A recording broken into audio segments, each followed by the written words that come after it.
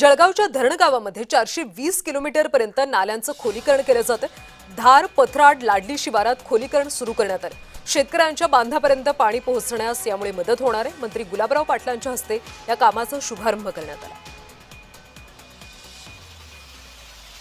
या संदर्भात आमचे प्रतिनिधी जुगल पाटील यांनी पाणी पुरवठा मंत्री गुलाबराव पाटील आणि शेतकरी सोबतच जिल्हाधिकारी रोहन घुगे यांच्याशी बातचीत केली।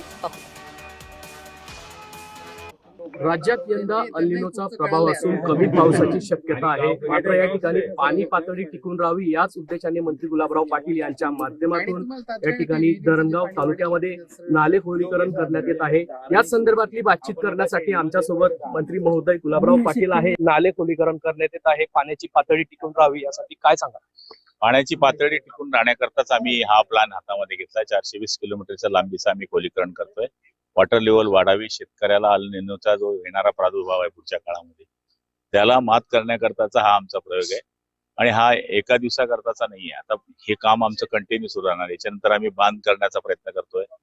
पुढच्या काळामध्ये आता आम्ही रेशीम शेती करण्याकरताच सुद्धा कार्यशाळा या परिसरामध्ये घेणार आहोत। काल परवाकडेच कलेक्टर साहेबांनी 2000 एकरचं उद्दिष्ट जे जळगाव जिल्ह्याकरता दिलेलं आहे त्याच्यामधून 500 एकर आता सध्या आहे, पण 1500 पैकी कमीत कमी या परिसरामध्ये 100 एकर तरी आम्ही रेशीम लावू।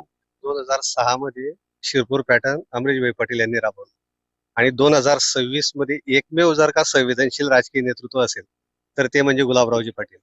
आणि याच्याने असं होणार आहे की ज्या आता हा नाला अस्तित्वात होता पण असा आकारबद्ध नव्हता, याच्यामुळे काय झालं, खोलीकरणामुळे आमच्या लगतचे जे क्षेत्र आहेत हे वाहून पण जायचे। हे बंधारे टाकल्यामुळे शेताची सुरक्षितता वाढली।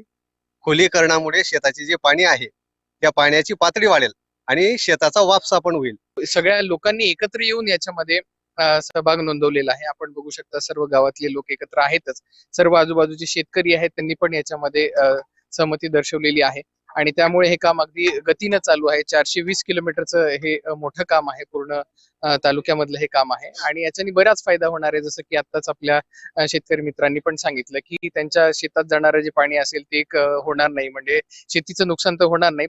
जर विचार केला तर आगामी काळामध्ये मंत्री गुलाबराव पाटील राज्यभर हा उपक्रम राबवणार असल्याचं त्यांनी या ठिकाणी म्हटलेलं आहे। जुगल पाटील, जय महाराष्ट्र न्यूज, जळगाव।